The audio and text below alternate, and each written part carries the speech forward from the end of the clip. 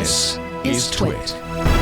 If you care about your security, stop using Chrome and stop using Facebook. This is probably the best things you. If you're really paranoid, I celebrated my 1-year anniversary off of Facebook last month, and I can't say I missed it. But again, I'm in an unusual situation. I know there are lots of people. That's how they keep in touch with family and friends, and that's it's not an option for them. So I still have an account. I don't install their apps on any of my devices because they have been so egregious with. I feel like their policy looks like they just are like, we'll take the fines. We'll just, if we compromise people's security, we'll just. Oh, look at this is the new one. Thank you, Carson, for pulling this up from MIT Technology Reviews. Remember when Facebook asked for your phone number for two-factor authentication, and then it came out that they were using your phone number to market to you? Now it's come out that they have put 419 million phone numbers in a database in public without password access. Anybody could see it. I would like to note, though, that AT&T did this as well. Okay. Just to be fair. They had non-password.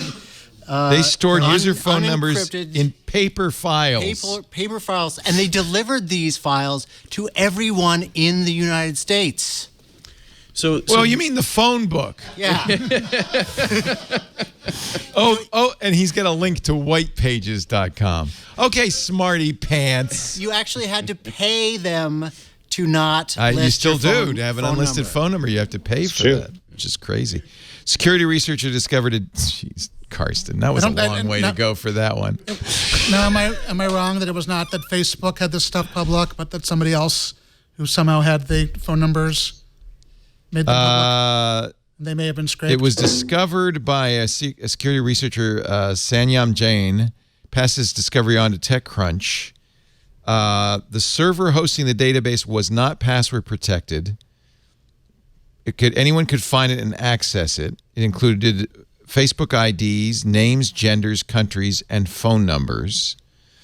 For 133 million US-based users, 18 million UK users, 50 million Vietnamese users. 200 million people total. No way to know if your data was among the leaked records. Is this FUD? Is this FUD? Is this FUD? No. Yes. No. Who cares about phone numbers? Well, phone spam is a serious issue right now. My phone only rings for spam. It's terrible. Well, remember, if it's linked to more than just a phone number, it's not just a random list of phone numbers. If it's linked to additional information, that's not good, Karsten. And it's not that individual piece that's bad, but the problem is, and this is the big problem in general, is the aggregation of multiple data sources into one giant dossier. It's just somebody could. Yeah. Sorry. Go ahead, Leo. It's just another piece of information about you that shouldn't be in public unless you want it to be. And the fact that here's the real offensive part. The fact that people gave these numbers to Facebook, assuming that they would be protected and were used for two-factor or other legitimate reasons and not be used for marketing purposes, and that Facebook cavalierly just put this database online with no security is offensive. Whether it really is a bad thing, I mean, my phone number's out in the public. I don't care about that. I just don't answer the phone anymore. Well, I mean that's a big part of the issue. I think is that Facebook has proven to be extremely cavalier. Yes. That's exactly what I was going to use. Exactly. With their user data, despite their assurances that only they exploit it. Which was only slightly assuring. Yeah, right. Yeah. So, only we will exploit you. Oh, that's okay then. But that's what people are expecting. Yes. Right? And yes. Yeah. I mean, honestly, most people who signed up for Facebook, even today, assume that Facebook will only reveal that information to your friends.